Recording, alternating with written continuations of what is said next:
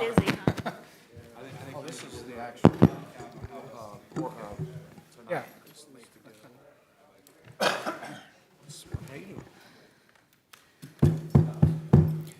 I call this study session to order.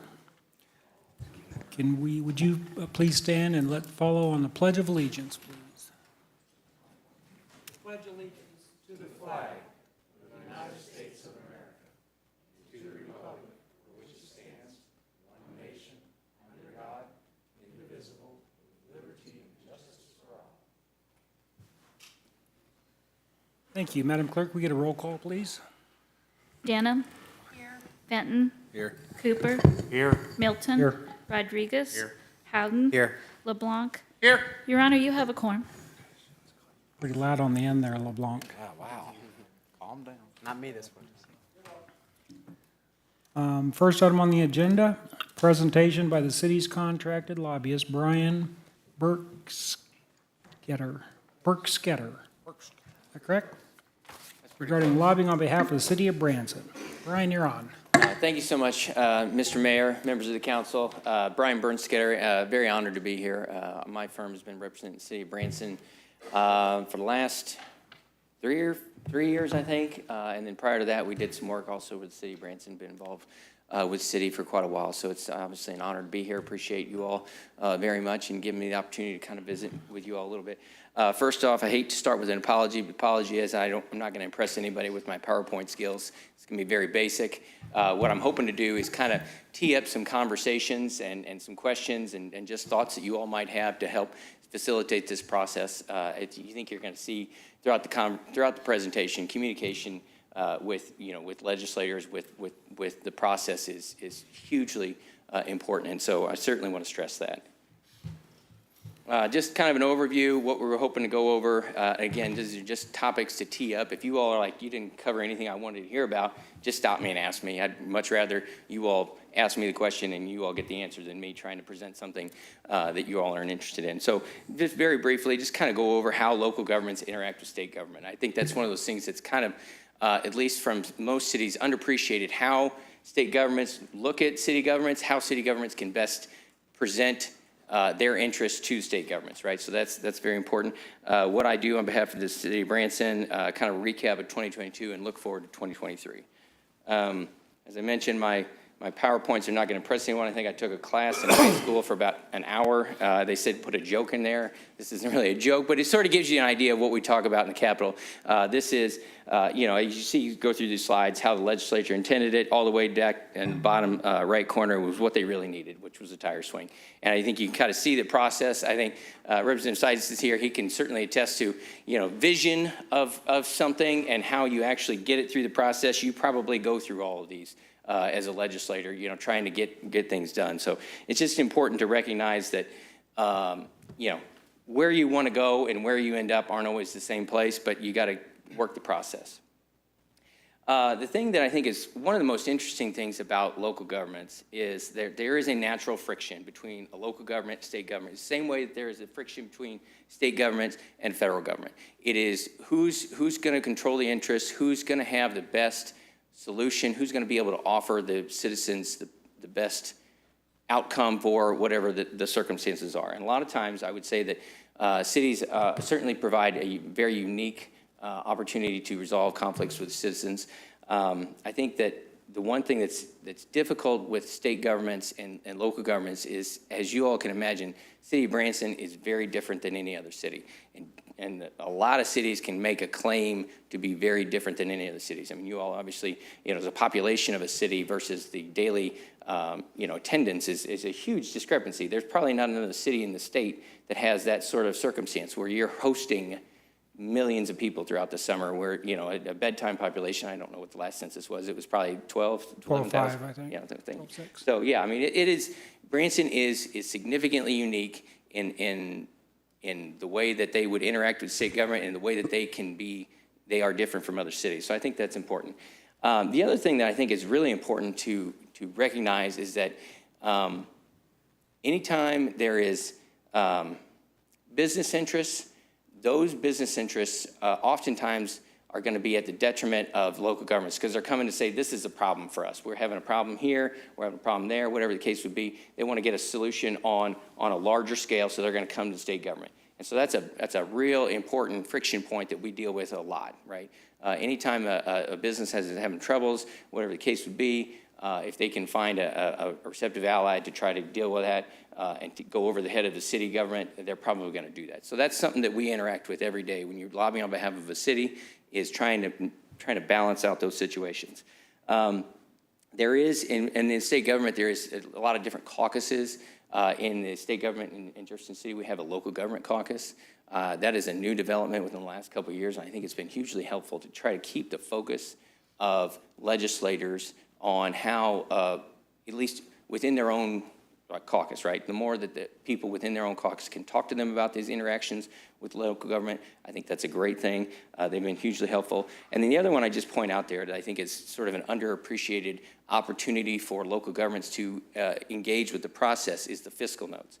So anytime a bill gets drafted, they're going to send out a fiscal note request to whomever they might imagine could be impacted by it. And a lot of times cities are going to get these. And I don't, to give you an example, there's just so many opportunities, but if they're talking about, say, redoing a fee, or they're wanting to do away with contractor licensing or something like that, that's an opportunity for a city to say, well, we generate this much revenue from these licenses, and help communicate that to the legislators, because they use those fiscal notes very reliably to kind of help gauge the impact, not just on what they understand, but help give a little bit more definition and parameters to what this will do. So I just say that, I point that out because I think it's as cities, the more the cities can utilize that process and provide input into the fiscal notes, the better off they're going to be.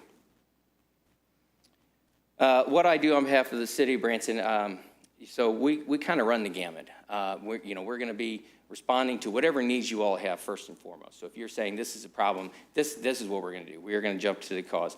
But just sort of in a big picture, legislative monitoring, bill review, amendment tracking, committee process, we're going to be, we're 24/7 if the legislature's in there. We're going to be watching the process. We are going to be communicating with you all. We're going to be trying to catch everything that's going on. That is a daunting task, I might add. There is probably 15 subcommittees in the Senate, and probably, I don't know, 50 more. It just depends on special committees, sort of things on the House side. So there's a lot of moving parts throughout the session. And any one day you're going to have probably, in the morning, 8 to 10, you're going to have probably 5 to 6 committee hearings. Same thing for noon, and then 5 o'clock they have another round of committee hearings. So you're constantly moving through the process, trying to track the bills, track the communicate with legislators and all those sorts of things. We do direct lobbying, issues specific to Branson and to local governments broadly.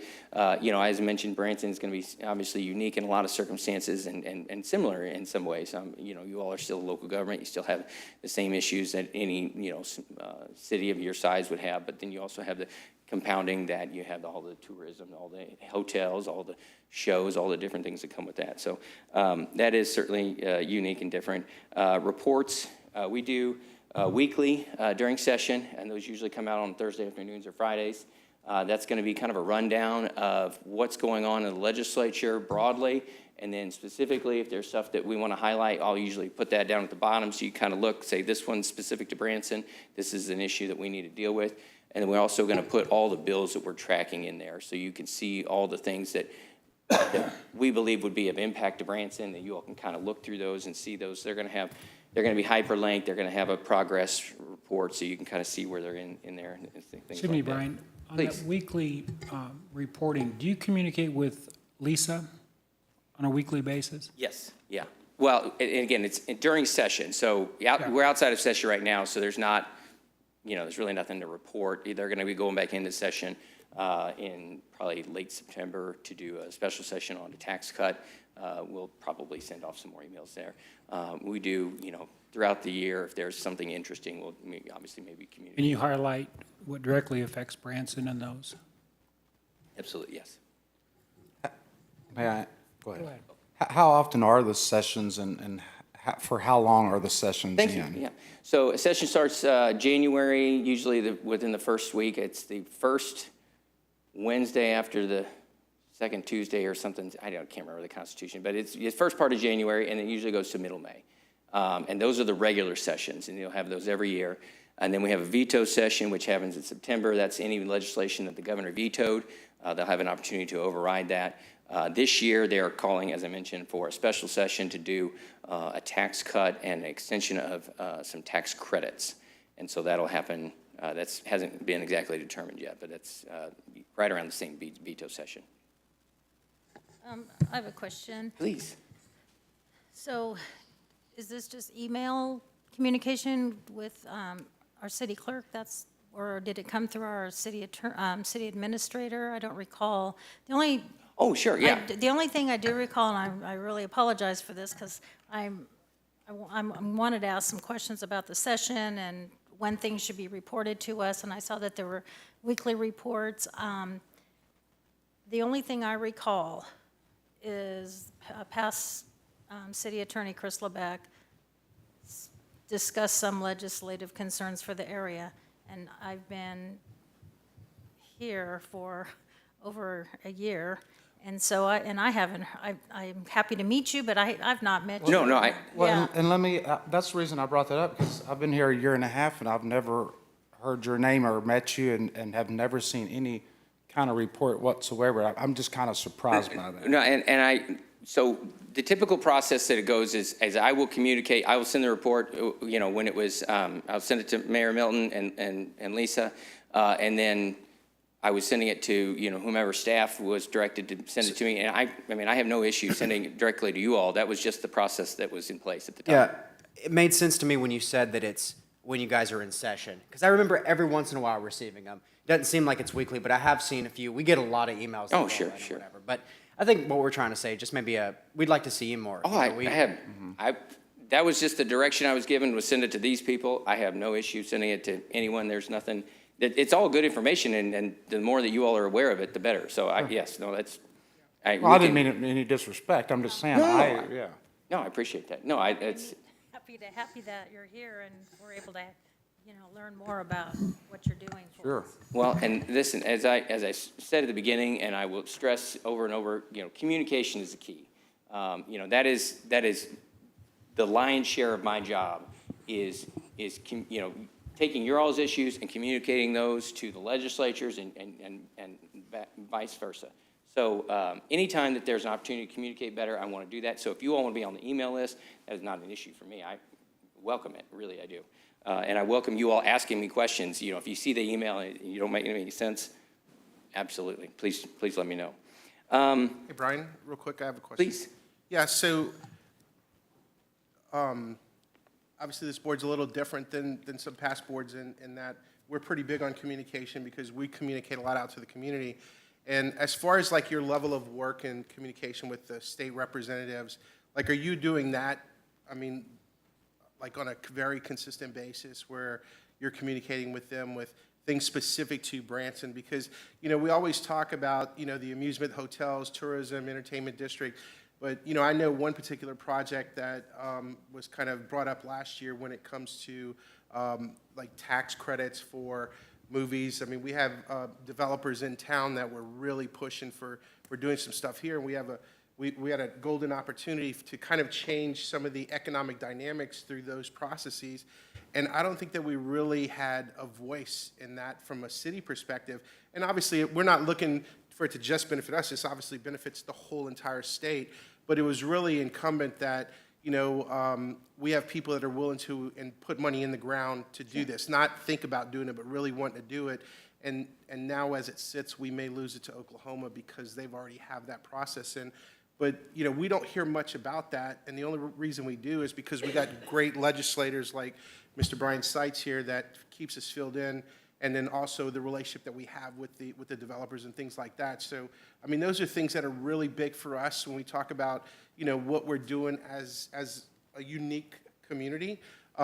We're looking to grow, and those are areas that we're looking for, and those are things we really, we really want to push hard on, if if we can. No, I appreciate that so much, Dr. LeBlanc. And I think that's, you kind of highlighted how Branson is very different than any other city, right? There's not another city that's going to take that on as an issue.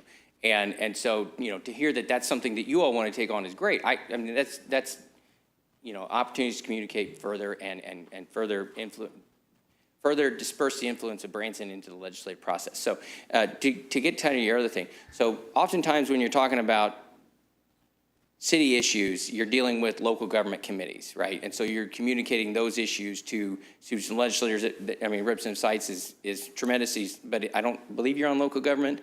Yeah, and so, he's not going to, he wouldn't be the first person I would go to communicate those, because his level of interaction with those would be the next level up. And so, we try to talk to the people at the moment that they need to hear those and communicate those issues. So is the local government caucus, is that, are the members selected by the leaders of the parties, basically? No, it's a voluntary caucus. It's just a demonstration that they have an interest in that area Right. and want to. So, yeah, that's pretty standard. So how many members does the local government caucus have? I don't know that answer. They form it at the beginning of the year, and you really deal with one or two people, and they kind of communicate that. Then I would say there's probably 20, maybe, out of 163, something like that.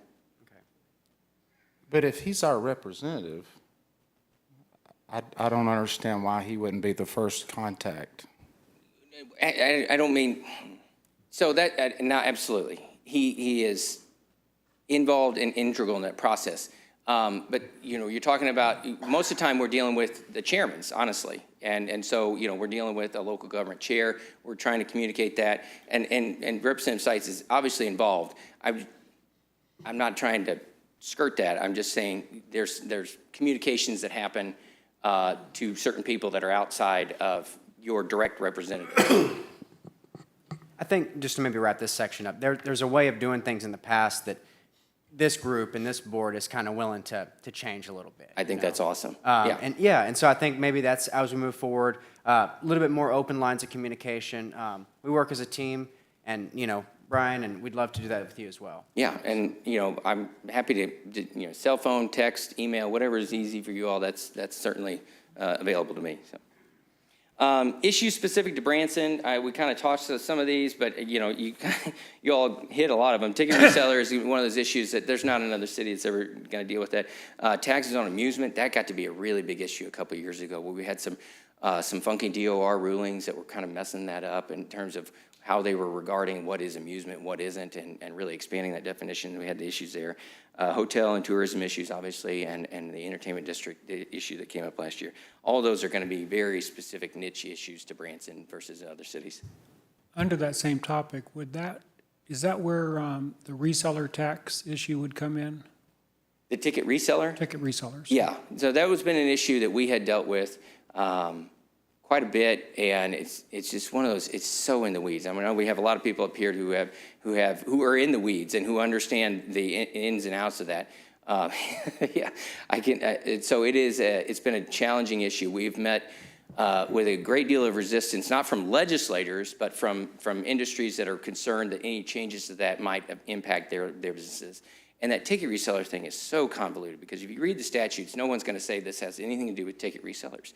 And that's the problem with it. It was an interpretation, it was court cases, it was all those sorts of things that really don't have the legislative process involved. And so you have to kind of back out of all those, explain how we got here, which is an endeavor in and of itself, and then try to figure out how we go forward without messing up the things that they put in place in their statutes. So the ticket reseller thing has been vexing, really it has. It Has been what? Vexing. I mean, Vexing. there's just not there's not a clear way to solve it, because how we got here was so muddled in the first place that it really is going to take some concentrated efforts to communicate that and get folks engaged with it. Mr. Mayor? Yes. If I could venture so far as to, and of course, I'm just one alderman, but I like setting kind of benchmarks and goals. And so I think we need a big legislative win on behalf of the city of Branson. So I look at three things. I look at that issue, I look at the incentives for film as a second one, and I look at a third, something that Larry brings up a lot, is Branson being regarded as the number of people who come here as opposed to just the number of people who live here. One of those three things boy, I'd sure in the next couple years, while we sit up on this board, get a big win on at least one of those things. I think that would go a long way to really achieve a lot of our goals. And I think the ticket reseller is within the grasp of something to solve. The film tax credits thing, that's you kind of get in a whole different realm of the tax credit conversation gets very complicated. I'm not saying we just don't support it and push for it, but there are a lot of external forces on that situation. The ticket reseller, I think, is a little more in-house situation where we need to do a better job of communicating to the people in Branson who are concerned that this is going to be a major impact to their business, that it's not, and that this is the way it should be. And then we can have a better dialogue with our legislators, because oftentimes they're hearing from us, and then they're hearing from some of these other folks who are opposed to it, and oftentimes standstill is what you get out of that. And so the more that we can communicate internally with, members of the Branson community to assuage or allay their fears, the better off we're going to be. So as I recall, the ticket reseller issue, that was on the city's priority list last year. Is that correct? Yes. And then I think we narrowed that list down to say, okay, here's the top 5. And ticket resellers was on that. And I'm not sure how many, I know last year it was on the priority list, and the year before that it was on the priority list. So I guess I'm raising the question. That's a very, very important issue in this community. So we need some guidance. In fact, there was a question I think that Clay asked. Have you taken our issue, I'm assuming you know it inside and out, right? Why we Sure. think it's only fair for that tax. Have you sat with Representative Moon and Representative Seitz on this issue and try to push this forward? We visited with Representative Seitz and Senator Moon at the beginning of the 2020 session, I believe it was, and had a long conversation about this. I don't really want to characterize it, but I don't know that there was a ton of appetite for it at the time. Is that fair? And so I think that's a conversation that needs to be renewed at the City Council with Representative Seitz and Senator Moon. I know Senator Moon wasn't interested in it, to be very candid. It was not something that he wanted to tackle at that time. And without, real interest amongst, some of those folks, then that it doesn't always progress real well. So we need to convince Representative Seitz that this is what's good for our community. Yes. I just don't understand, when I make a profit, I pay tax on it. But it's not the same for everybody. I mean, that's pretty black and white. I have some notes in my file, and I think it's one of those things where I've accumulated this stuff over time, and I have had more conversations with the Expedia lobbyists than I would ever care to admit. There you go. And they are very, very concerned that the changes that we're talking about will affect their business model. And Well, yeah, they're not paying taxes. well, Income. I don't know that they would characterize it like that. How about that? Well, sure they would. But they had this issue. I'm trying to come back with it. It was sometime. How this all started. There was a Department of Revenue ruling in a court case that was going to put them on the hook for all the sales tax for the increase from the difference what the room is contracted for them to what they sell it for. And they put in a statute in the last week of session, and I can't remember the year, but it was probably 2012 or 2013. Yeah. And that got put in there. And the statute has nothing to do with ticket resellers. It talks about operators of hotels. But because of the way that they worded it, which one is it here? Where they put in some very, I will say candidly, sloppy language that said, or otherwise, when it came to the taxes, here's the statute. So they put this in there, and they kind of had a catch-all, which was the imposed as a hotel tax, occupancy tax, or otherwise. And then it goes on to talk about people who are of not a direct connection or direct ownership, right? So that ends up looking a lot like someone who is a ticket reseller. And that's how we get into these positions where you have sloppy language and court rulings and a lot of money behind the process, and this is where we end up. I mean, very candidly. And I'm always very candid, sometimes to a fault, but, you know, that's where we're at. He and I have gone back and forth, round and round. He has offered some solutions that I think are probably short-term wins, maybe long-term losses, and so that's a conversation that we need to have is whether or not that is the right direction to go. And I think, you know, maybe a more sit-down, detailed conversation is in order. And I'm happy to come back and kind of deep dive into this because I have the file, I have all the conversations. We can do that. And we can do it now if you really want to. It's a matter of perception in a lot of ways. Oh, sure. The more that it is viewed as Branson is a place where you could once make money being an entertainer, and now you have to deal with all these kind of sharks grabbing their piece. It's a big perception thing, and it would really go a long way. There's been different arguments on both sides. I understand that, but it just comes down to fairness. You know, I mean, we've talked about the use tax quite a bit, where people have to, you know, pay their fair share when they buy something online. Where they're I mean, it seems like the same thing kind of on the corporate side. You know, they're dipping out. I mean, I used to work at a hotel for a long time. Expedia and Booking are these two duopolies, right, who have taken over everything. So I'm sure, you know, their profit margin is doing all right. They get Hotels.com, they're all owned by the same people, you know. So surely that's the thing. Branson is unique. I really appreciate that you put that, but there's got to be ways we can form coalitions with interest in Kansas City and St. Louis who have these same, you know. We have had those conversations with Kansas City and St. Louis. I think their level of interest in this is less than Branson's. I think it's, you know, part of a legislative conversation that we need to have with those folks and try to develop them more. I think Branson is obviously more uniquely impacted and certainly hurt by the loss of revenues and obviously the businesses that are impacted by the way that this statute is being interpreted. Right. I don't know if I had anything else to cover. These are just. Wait, Oh, please go ahead. I'm not sure we're through with this topic yet. Oh, no, absolutely. Go ahead. I wasn't trying to skip over it. Yeah, go ahead, please. Do you know the amount of tax that the city of Branson pays to Jeff City? How that relates to the amount of tax that Kansas City or St. Louis pays to the state? And you're talking about big numbers?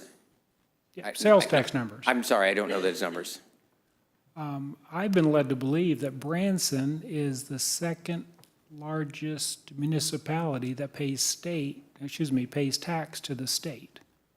So when we say that Kansas City or St. Louis aren't necessarily on board, and then it's followed up with, we know it has a huge impact on Branson, it has a huge impact on the state, right? We've had some very productive conversations at the legislative level when Senator Sater and Representative Justice were both involved with this process. Both worked very hard to push this through before they got turned out. Obviously, it didn't work out. There's been, Yates?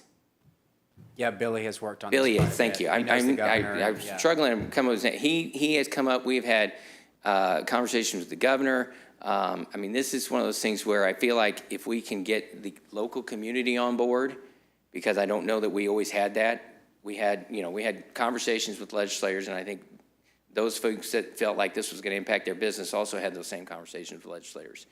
And as I mentioned early in the process, right, when you talk about business interests and how they deal with the legislature, the business interests are very important to the legislature and keeping those going. So, Have you had a conversation with Governor Parsons about this?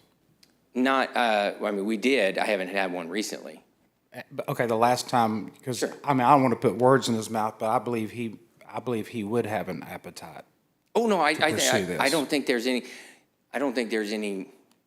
he's supportive. Absolutely, Yeah, yeah. you know, whether or not he's going to go out and put this as part of his legislative agenda that he would like the legislator to pass, I don't know that it meets that threshold. You know, I'm curious, maybe I'm out over my skis, but I'm a big thinker. I No, think please, a lot of us yeah. are. I'm wondering if there's not a chance, communicate with the governor, communicate with a lot of different representatives and senators around the state for a real sweeping piece of legislation that includes a lot of different reforms to tourism, you know. Maybe St. Louis could get a little bit of what they want. Kansas City could get a little bit of what they want. Lake of the Ozarks, you know. I'm wondering if there's a way we could all work together and say, okay, let's get this piece. Let's also sort of work on this piece here, because tourism is a huge part of, you know, the state of Missouri, quite frankly. And I think what Mayor Milton was saying, it's like, well, we wonder what Kansas City's appetite for it, what St. Louis's appetite for it is. You know, there needs to be that conversation started where they say, what's Branson's appetite for this? Because we need to be a driver. And quite frankly, having a governor who is from this part of the state at least, it's an opportunity to kind of get some of those things answered, because people have their eyes on us a little bit more, so. And on the same lines as Alderman Howden, as how we move forward to work together just to get what you feel would be a good way for the City of Branson and our state legislators to work together to move forward, I'd kind of have to go backwards too so that I can get a base, because I've not had any of these communications. I've not had the opportunity to read them, but so just January through May, there were weekly reports and they were sent to the mayor, so I can get them from the mayor? No, I don't recall receiving those weekly. If I did, I don't know if they're going in my spam folder, but I was asking to receive those also. Okay, oh, I thought they said that the mayor and city clerk received them, so that's why I was just confirming, but I guess you didn't Lisa? receive them. I think they went to city administrator, if Yeah. I'm not, yes. I remember, I do remember some. We've gotten some, Yeah. but we can go back and look. Okay, but like you mentioned, you can just add the mayor and the board. Yeah, I have no your problem. Yeah, list. we can rectify this. Yeah, Yeah, if you give me, Lisa gives me the emails, this is not an issue. I already have a note to send him the email of everybody. Yeah. I figured you did. Yeah. Mr. Mayor, is there a chance to hear from Representative Seitz at all? Absolutely. Representative Seitz? And before he leaves, I wanted to read just a little I don't think something, he's quite done. something I crafted about, I want to read about the reseller. Go ahead, Representative.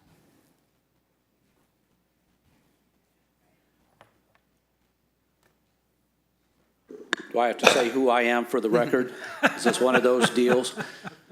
All right, just in case, I'm Brian Seitz. I'm the state representative for the 156th district. That includes Branson and Hollister and outlying cities.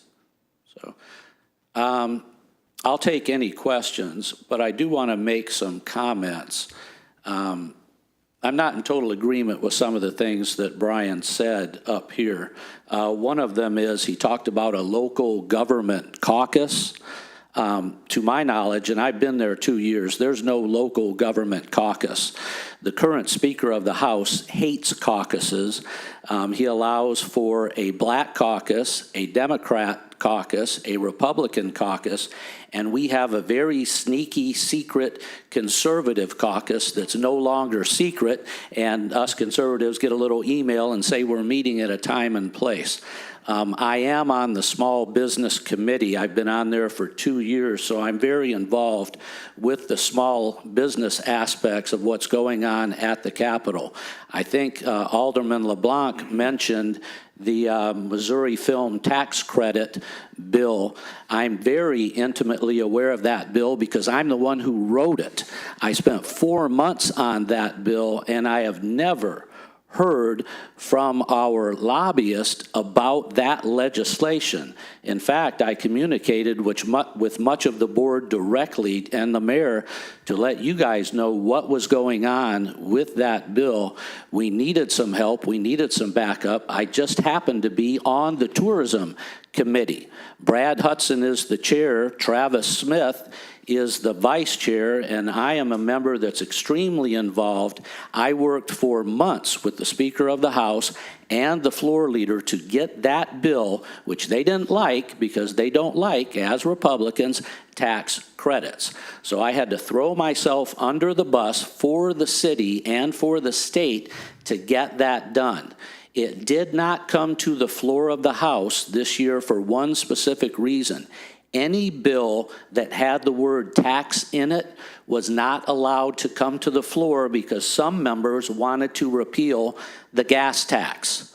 And if a bill came up to the floor to be spoken of in the House and it had the word tax in it, then she could add, as the representative could add as an amendment, the repeal of the Missouri gas tax. Leadership wanted no part of that. I was supportive of repealing the gas tax, and I still am. We never should have did it, and I voted no on that tax issue as I voted no on every issue. But that's the reason why House Bill 2099, my bill, the most comprehensive Missouri film tax credit bill in the history of Missouri, did not make it to the floor.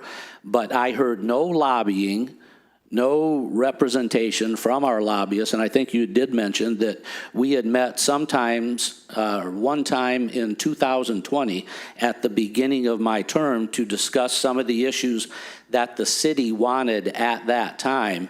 And I remember that conversation well because I wanted nothing to do with what the city of Branson was offering in 2020. That's why we replaced the mayor. We now have a great mayor. That's why we replaced the board of aldermen. We now have a great board of aldermen, and some of those individuals that were getting these updates from your lobbyist are no longer here because no one else got the emails. Okay? There has been almost zero communication with myself from any lobbying groups affiliated with Branson. All of the communication that I've had, except for maybe a sporadic meeting in the hallway saying hi or something, maybe once in my office last year, if that, all of my communication has been directly with you, with the board, with the citizens of Missouri through the newspaper, radio, and so forth. Hey, Brian? Yeah, if you have any questions, go ahead. I just want to kind of maybe reset a little bit here. Now, I don't want this to be kind of a gotcha. I don't think we're trying to necessarily just, pile on. I think that, I'll just be blunt. Brian is a fighter. Larry's a fighter. There's a lot of us that are kind of fighters up here. That sometimes ruffles people's feathers, There's a way where people can kind of, they've done it to presidents of the United States. They've done it sometimes to mayors. They've done it sometimes to state representatives.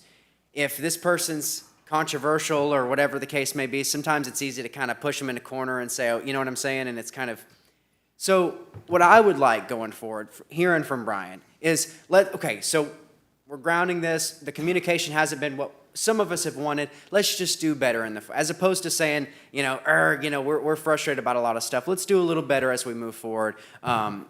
Respecting kind of titles and respecting positions, knowing that we work closely with this guy. A lot of things, especially on tourism and things like that, he's really kind of in our, right where we are. And again, I think to what he's talking about, instead of maybe working with caucuses, I think sort of that State Board of Tourism, and the more we kind of get in kind of some of those circles, is going to be a little bit better. We talk about leadership and things like that. Seitz is a freshman here. He's running for leadership. I would say in the next, he's unopposed. This is a Republican area. So at some point, this is going to be a person most likely in leadership. So I just want to ground that. Let's do a little better going forward. Don't mean to be a gotcha, but I appreciate hearing from all sides today. So. Any other questions? Well, not really a question, but just more of a comment. The unique thing, again, unique in Branson, is that the relationship that we have with our community. I mean, it's really, that's kind of how we all got up here, is that, it was different in that we don't have a relationship with one person. We have a relationship with everybody across the board, in our wards, across wards, things like that. And when we want to go to bat, we want to go to bat not just for one particular industry, but for the people in our community, our residents, our business owners, and that's why we're so pro, let's get some stuff done, let's make some things happen, because it's incumbent on us, because, as dynamics change, we don't want to be behind the 8 ball when it happens. We want to be in front of it, and, we just need, we need that hammer up there that's going to be like, bam, bam, bam. These guys, this is what they're pushing for, this is what they want. And, I think the offer to meet with this board to kind of idealize some goals. Look, you got inside info. Well, let me not use that word, but you have information that you can say, hey, this might be a big win, easier lift, and then we could tackle this on the back end. I mean, that's what we're looking for. We're looking for that kind of interaction and moving forward. You know, it's non-specific. I mean, we're kind of open. We've been pretty creative in some of the things that we've done. And, you know, we just want what happens to not just, again, what happens here, I want it to benefit the whole state. If we're the main course to the meal, then we'll be the main course to the meal. You have support here to be able to do that. You have support here to be able to do that, because I don't think anybody up here is going to back down from a fight that's going to benefit not just our community and Clay Cooper, but everybody else. You know, so. I think you meant to say especially Clay. What's the problem with that? So, Brian, I think where there might be some disconnect is we feel fortunate, we have a lot of interaction with Representative Seitz, and he takes a very active role with what we're doing here. So, and I guess maybe that's part of the message at the beginning is, boy, we're communicating all the time. Sure. Go ahead. Yeah. We just have people listening online. No, I respect that. So I would say that if I was to set up a process, you all communicating directly with Representative Seitz is what I would suggest you do. You want me to communicate with everyone outside of the Branson sphere, because you all are going to be best to communicate with him. He can work from his angles, I can work from my angles, and we can both resolve the same thing. If I'm only talking to him, I'm not doing my job for you all, because I candidly think you all should be the ones talking to him, and we should all. But when we do talk to him, then we just ask that he relays our guidance to you, essentially, yeah. I think that's 'cause a I know- good pipeline. And when you say you'll talk to everybody, I don't know your world up there, that wheelhouse. But communicating with Brian because he really is integral with what we do, I think will help us get some of our priorities across the finish line. Yeah. No, and, you know, we deal with, you know, the tax credit for the film. So, you know, that was one of the things that we talked a lot about, the Branson CVB. That was huge, yeah. They were going to be communicating that, because a tax credit for a film industry isn't a specific issue for the city. And so it wouldn't be, I'm happy to do that. It wouldn't be one of those things where I would go, okay, this isn't unique to Branson. This is unique to the whole state. We're trying to do that. But obviously Branson's uniquely impacted by it. Well, sometimes big businesses have a voice like cities do. You mentioned Expedia. So, you know, take somebody from Mansion over there. I mean, what they're creating is incredible, you know. So Incredible. if a business voice, somebody like that that's respected, that is the theater in this town that still brings in the big names, the Oak Ridge Boys, that, you know, Broadway, you know, take them with you. Say, look who I've got. Again, Billy Yates. Billy's fought for this. I know he was there at my grandpa's thing last night. I know he still has a passion. I think when you try for something, you don't get it. But let's bring people back in who are passionate about this. Let's develop a team and see how we can strike at it. So. Yeah, and I think this is a great time to start. You know, I think we need to, we can kind of lay out a plan. I think the first conversations are with all the folks in the city that are going to be impacted by this, and try to level set on what this will actually mean for them, what it will mean for the theaters, what it will mean for the folks that are reselling these tickets, and try to make sure that we have, when we go in there, we're not a city divided, right? And that has been the undoing in the past, honestly. So when is it that we go through with you our city priorities? Well, I mean, that's whenever you want me here, and whenever you all want to go through that. And when we go through that, and I'm going to go back to the ticket reseller issue. My understanding is, and here again, I'm not in your wheelhouse, is any bills that get pre-filed, that needs to be done like in November? The pre-filing starts December 1. Oh, December 1? Yeah. Okay. So there's some important, That's the deadline, or it's, Oh, that's just when it starts. You can file a bill up through March, I think. but We like to the be pre, first, though. what's that? We like to be first. It doesn't hurt. It doesn't hurt. Yeah, so I think what you heard from this board is we really want to be proactive. There's some things we really want to get through, and so having maybe your communication, your guidance of what is it, if this if this is so important to this city, here's what you need to do to get it over the finish line. Yeah, I'm happy to lay out a plan. I think the first, is to communicate with some of the folks that have been opposed to it in Branson, trying to get them on board. I think we need to have the city attorney make sure that what we're crafting is actually going to work, because, as I mentioned, the statute that we're trying to change doesn't say anything about ticket resellers. And so that's the struggle, is to make sure that what we're going to put forward is going to be interpreted by Department of Revenue and by all the people involved the correct way. Is there anybody in Branson that's opposed to this other than Gail Meyer? Mr. Mayor, I would say there's a couple ticket resellers, but of course they are. Okay, but other than those in the reseller business, are there any that are opposed to this? There was a brief moment where the Hotel and Lodging Association had some concerns with it.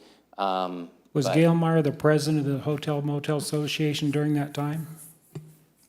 I don't know what his status as the leadership of that organization was, but I think he was pretty involved with them, yes. Pat Joyce was, yeah. Okay, so big picture, if there's only one or two people that are opposed to it, that are in the reseller business, and everybody else is for it, that somewhere along the line, those dots have to connect. You still have Expedia that doesn't want to change the statute that protects their business model. You know, and I don't know this, and I don't know if this is how the legislature works, but maybe we take it a bite at a time. What if we address the businesses located within the city limits of Branson, Missouri, and it's not a all-state thing, and it's not an Expedia thing? Well, and that'd be where you have to get, your general counsel to sit down and say, is this going to work? And I don't think that's a bad way to start. I just don't know if that's the way to properly tackle it. You leave Mike Moon to us, we'll deal with him. I don't know if there was anything else. Oh, please. Oh, you want to go? Brian, Oh, go yeah. ahead, please.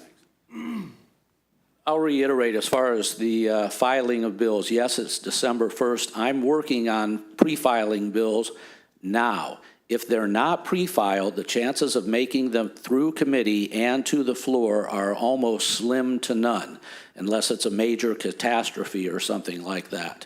If the bills are not pre-filed, they're probably not going to be heard. So without this meeting, I don't know that anything would have been pre-filed as far as the things that you're talking about, so that I can advocate for the city of Branson, especially on the ticket seller, the reseller issue.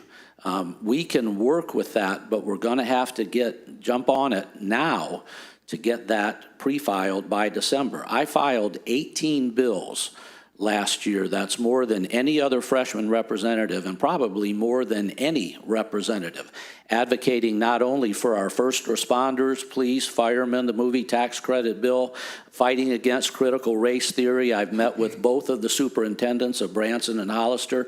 That doctrine is not going to be taught in Branson or Hollister schools. As you know, I think Marshall mentioned fighting. That's what I do up there. I fight on behalf of the city of Branson. I think you're going to have your lobby group communicate a little bit better with me, more than just once every 2 years. It's going to have to be regular communication of what you actually need so I can get it done. But if you want anything done next year, you're going to really have to get it to me soon so that we can pre-file that December 1st and try to get it to the floor. I'm fairly confident Lisa has taken a note. I watched her, yes, she's doing that. Any other questions, comments, concerns? Your Honor, if I may, Yes. we brought this, I asked Brian to come, so we haven't had this discussion before. So this is a preliminary new discussion. So what you're hearing, you're right, this is something new that hasn't been brought to the board, and we're trying to get ahead of it because we have, as you know, legislative priorities usually like in December, and we just put a bullet point list down, and I'm not sure that we have much understanding where we're going with them or where they should go. And so my question, and one that I had posed to Brian, was, and he has it up there, crafting legislative priorities. So what's that time frame? I think we're hearing that now. And how do we do it? This board wants to be involved. So how do we get the board involved? What's that time frame to do it?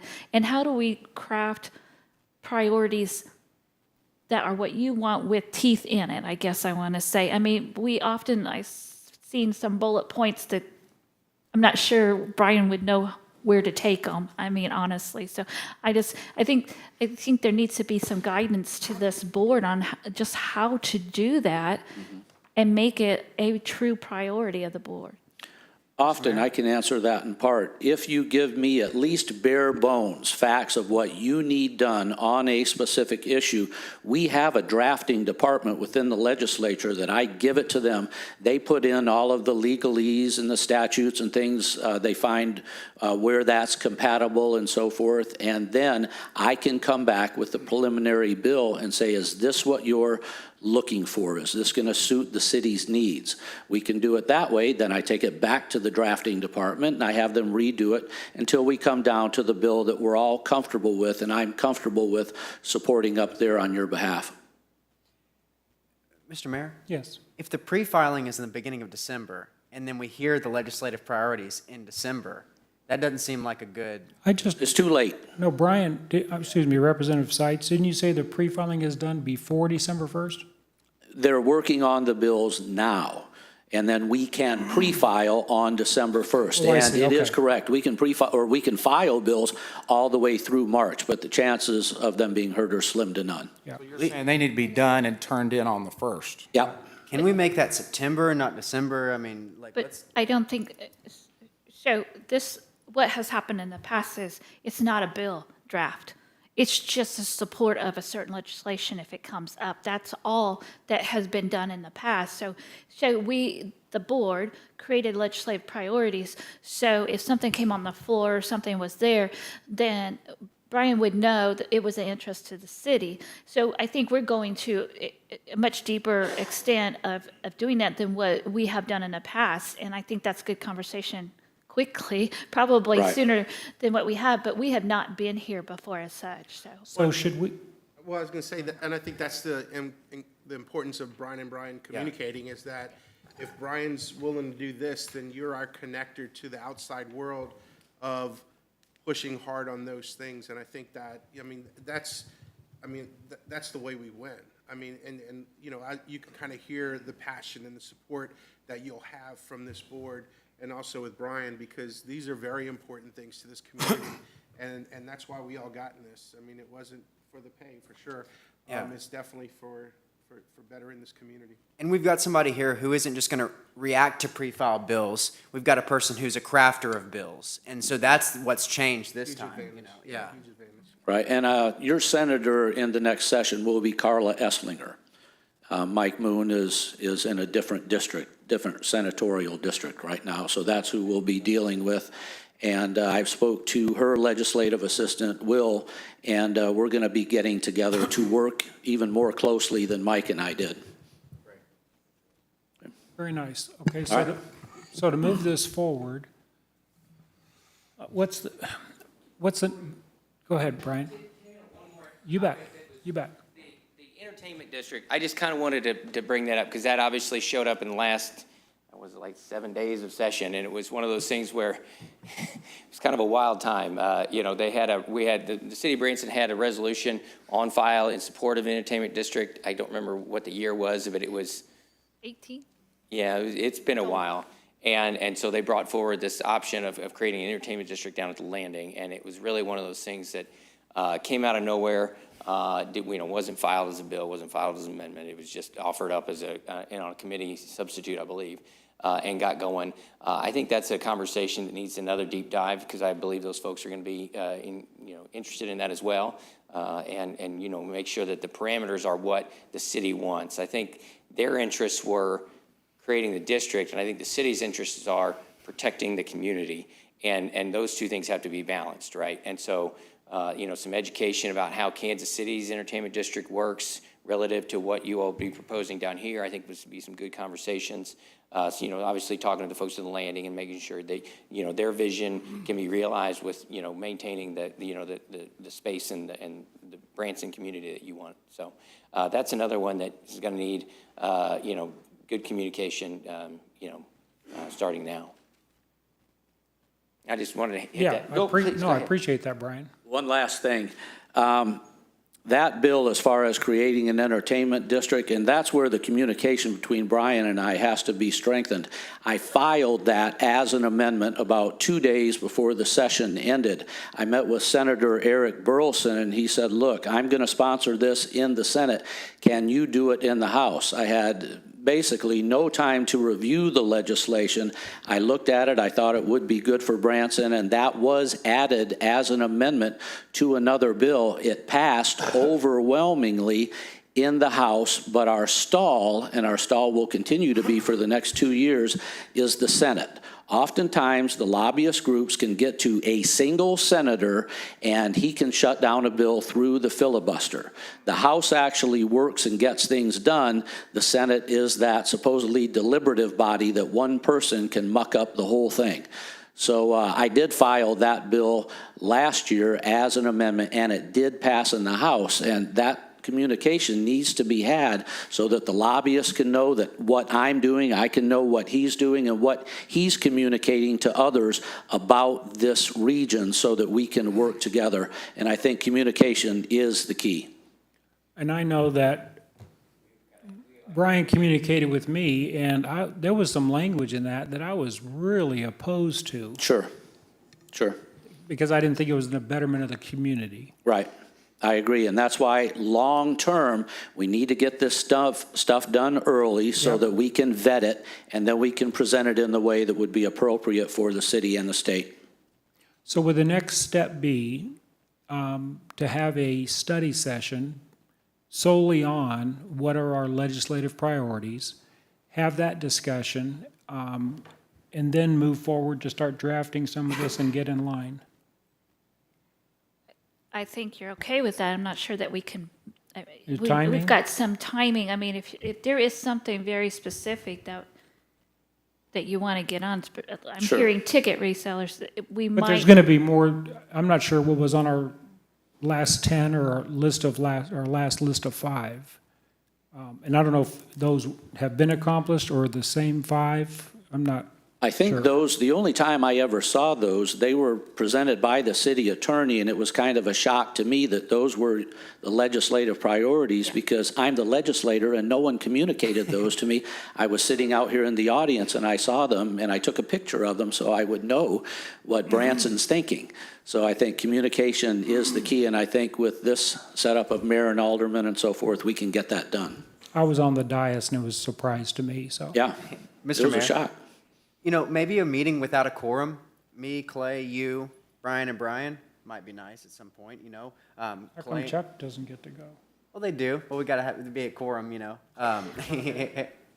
Oftentimes, Clay and I kind of run point on some of the entertainment issues, so maybe that might be interesting to get communication going. I think we really need to dissect it down to what bills need crafting versus what are just priorities to be supported, Yeah. maybe.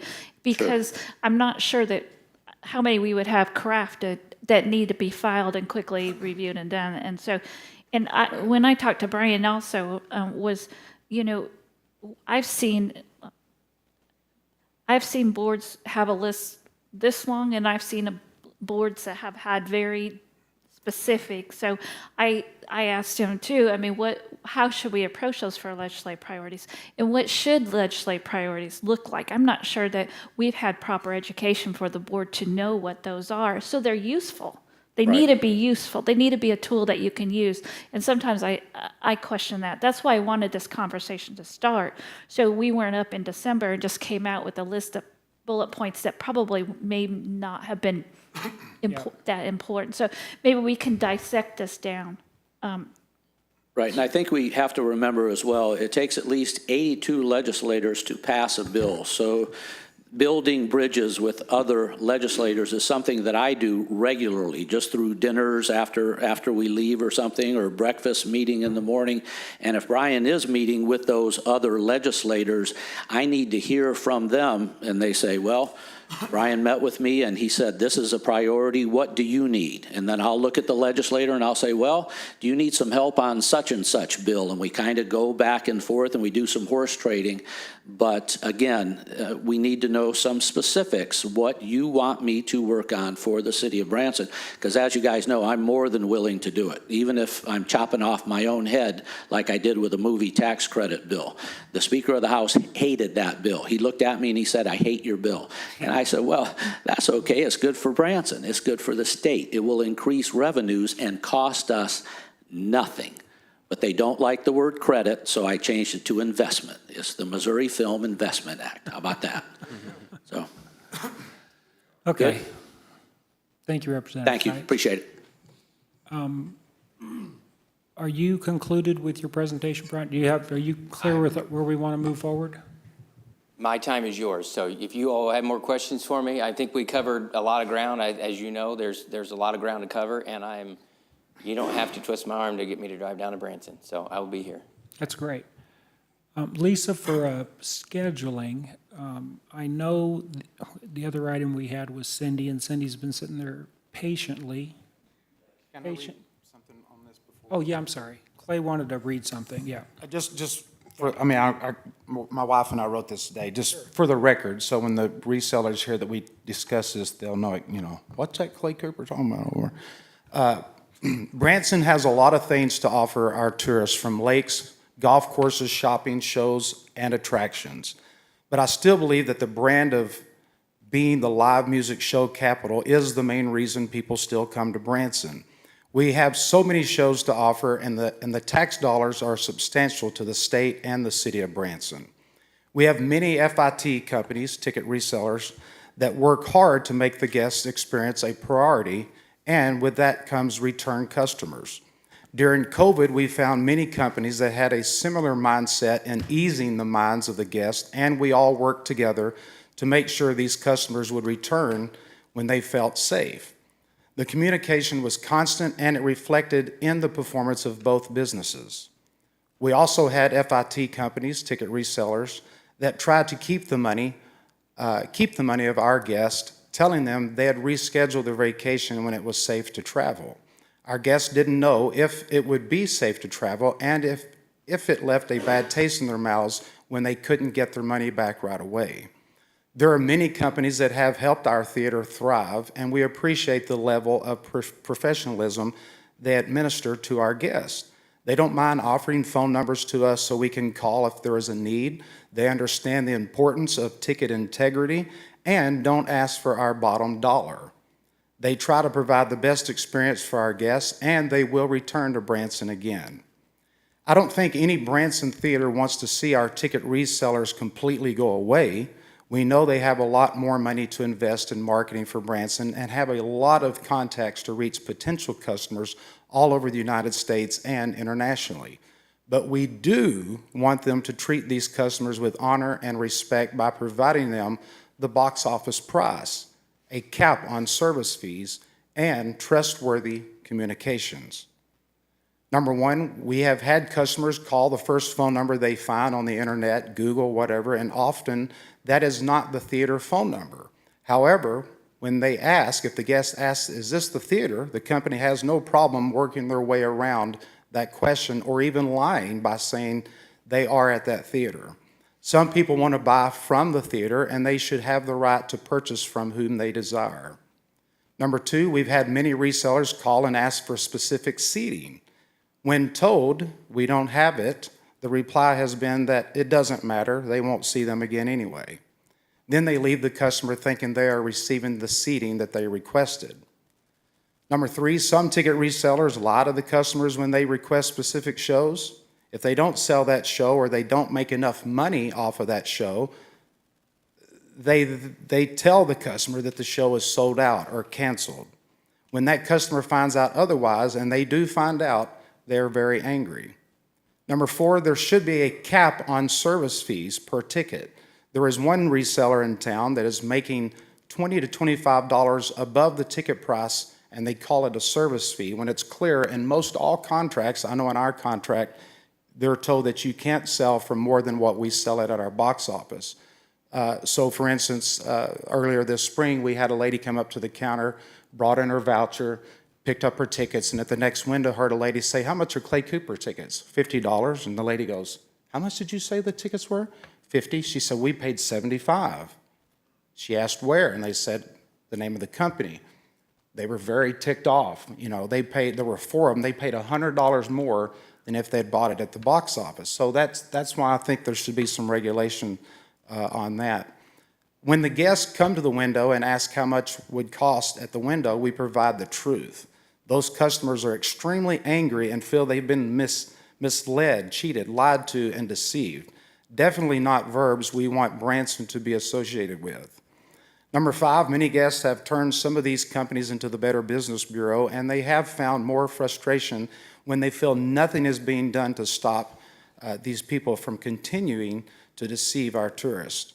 Branson is known for getting a lot of bang for the buck, but not when they are using certain companies. And I just wanted to read that for the record, because believe me, we work with a lot of companies, and there's a lot of really great companies. I mean, there really is. I mean, All Access, Branson, there's so many I can name that do it right, and they're fair, and they're not deceiving people, and they're making the experience and the customer service is priority. But there's a handful that's not, and it only takes a handful, and that word of mouth when they go, you know, when Billy, Joe, and Joanne go to a ticket counter at a reseller and buy tickets, and they get tickets here and here and here, and they go and they have a bad experience, well, they go back and tell their neighbors in Des Moines, Iowa, "Man, that was rough. We got sold these tickets, and every place we went, the tickets were not where they said they were, and we paid more than we would have, and it was, you know, go to Pigeon Forge next year. We didn't have that problem there," or whatever. So it's not all just about them paying their fair share, which is a big deal, but it's the experience and the customer service that comes along with that, because when you are these big people and you're getting your way and the money's flowing so fast, it's easy to just pound right through it, and who cares that we'll never see them again, get their money and send them on down the line. That all falls in line behind, you know what I mean? When it's coming, it's coming so easy and so fast, it's easy to just, that's all you see is the dollar signs, and then these people are not having a good experience, and it's a domino effect. And down the road, I just, you know, we don't need a bad experience for our guests, because that should be our priority. And anyhow, I just wanted to read that so that when some of these companies hear that, you know, Clay Cooper from the Clay Cooper Music Show that we sell tickets to is running his mouth, I'm not saying they're not all like that, but there's a handful. You know, I may get blackballed by some of these companies, but somebody's got to stand up and speak. Believe me, I could name about 50 that'd like to be here saying this too, but they feel they're not in a position that they can. So Appreciate you, Clay. that's all. Thank you, Clay. Very well said. I know personally there are many, many theaters that feel the same way, but like Clay said, they can't speak out in fear of retribution, right? Lisa, we have one topic left and we have no time. Would we be able to reschedule? So Cindy, would you like to just have a general conversation for a minute on your update? And maybe, well, just because maybe we can make sure we cover everything the board wants to hear. I don't think it'll happen today, but if there's a topic, I just thought maybe we talked trails. I know Alderman Howden had that, and maybe we could enhance what you're talking about. I don't know if that's a possibility. Sure, Mr. Mayor, members of the board. This presentation is really a follow-up to the retreat. So if you're mentioned, Mayor, it was really just kind of giving you an update. What have we been up to, right? And so to really key on what Lisa's saying, the neighborhood parks really is kind of my main thing too, and the campground, a lot of different topics to talk about in Parks and Rec. If you all have had an opportunity to read the report, I'm not sure if you have. I'm trying to find a way to highlight it, Lisa. If you want to Well, I guess I'm not saying that you have to present now, but Okay. if there's additional topics, if we bring it back later, is there any additional topics the board Oh, would yes, like I'm to sorry. add to it? Yeah. I mean, we'll bring this back to another meeting, but I thought it might be a good time to catch some other topics I know that. Alderman Sure, Tom we had. can, I know, Marshall, you've been talking about trails in our meeting, and so we can certainly go deeper into that, but there is quite a few topics that, we'd like to hit at some point. And Cindy, we've got a gentleman from the Trails Committee that's here. Sure. And I know he had some stuff to talk about the process of actually us getting these easements and everything. He had some really great stuff to share. So if we do, I know we're kind of running out of time, but if we do kind of reschedule this, can we make that kind of a part of it? Of course, yeah, I can give an update on where we're at with all those kind of things. That's not a problem. We are working toward extending our trails. That was part of, a little bit part of the presentation as well. So are you thinking, Mayor, you would like to reschedule this, or? The only reason I think so is because I think it deserves the time. I mean, I did read this. Okay. And I think it's so important, it deserves a time to have a fair presentation and a chance for us to discuss it. Well, I can talk for the next 2 hours if you guys have time, or just You can kidding. sign up for public speaking. There you go. Whatever you all think, and Lisa, maybe we can get this listed on a additional study session. We can reschedule. I Yeah. just thought it'd be an opportunity for those who have reviewed it. If there was anything else that sparked your interest that she could bring back to, if you had any input, and we'll bring it back. But I admire everything she's doing. I mean, she is really rocking the boat right now. Thank you so much. We have several members of my staff here, and they're just amazing to work with, so really grateful to have such a great staff. Yeah. I just want you to have the time to go through this because I want you to hear the support, and I want us to be able to keep making movements in your world. And you have some rocks you want to move, and we want to Yeah. help you move them. Sounds great. Thank you. Okay? we'll get that rescheduled. Okay. And a little bit more follow-up probably from the legislative priorities and things. I know we have people going to MML, and I don't know the working relationships but we are a member of MML too, and so we might keep that in mind. We have people going to that conference. We have MML coming next meeting to talk about charters. So they also have their priorities, and we might want to, we have a membership there, it's important. We also have membership in National League of Cities, so we have other sources for some support too. Yeah. And Just let me as a reminder.